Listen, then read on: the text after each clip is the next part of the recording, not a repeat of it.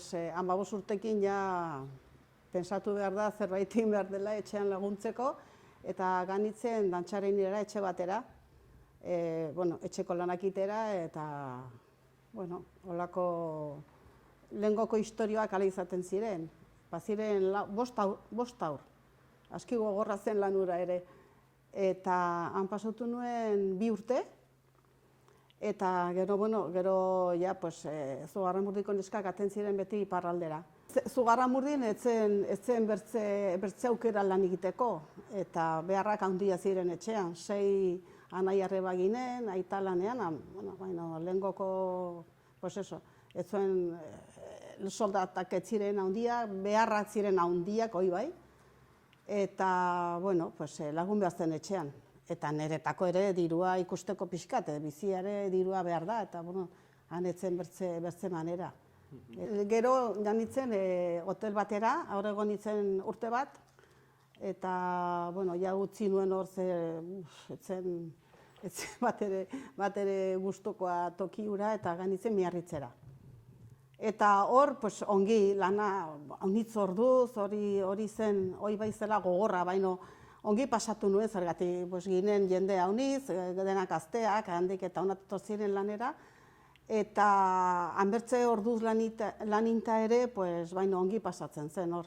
Batzutan negar eta den egiten ginuen, zergatik sobera lana eta ez dakit nola erraten den, baino bortxatzen gituzten demora guztia gehiago eta gehiago. Eta beti hori zinez, Zugarramurdiko bestak urte batean, baginun gogo bat. Eta azken ez dakit nola egin ginen eta nor etorri zen guri eske. Eta arratsean, lana finituta, igual gaueko 12 ziren, eta ginen Zugarramurdira, bestetara. Eske zen gogorra lana, neherrinak. Eta Zugarramurdin pixkat besta egin ginen, edan ez, baino besta bai. Eta ez dakit ze ordutan ertu ginen, igual ordu bat egin lo, eta abiamunean ez nintzen kapable deus ere egiteko. Eta hori zen ez beti, holako plater pila batekin egin nitzela, eta, desmaiatu nintzen platera denak hautsiak, ni lurrean, plateran azpian, gure izan zen, irrigarria gaurko egunean, baino.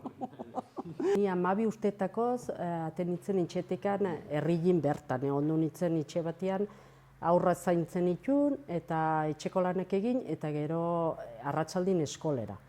Baina, aizenekatzen nintzen, etxeko lanak egin, eta gero eskolera, ez. Orduan zan duen aukera, Irunera joateko etxe batera, eta joan nintzen Irunera. Han egon nintzen, bertze 2 urte, joan nintzen 14 urtetan, eta egon nintzen 17 urtek arte Irunen. Han egon nintzen oso gustora, emakume bat agitzona, eta nirekin aitzungi portatzen zena. Egon nintzen ongi bakarra, nire aizpazagon doni banen neskato, eta nire lehengusuak egin, eta nire lehengusua ezkondu zen, eta orduan behartzuten neska.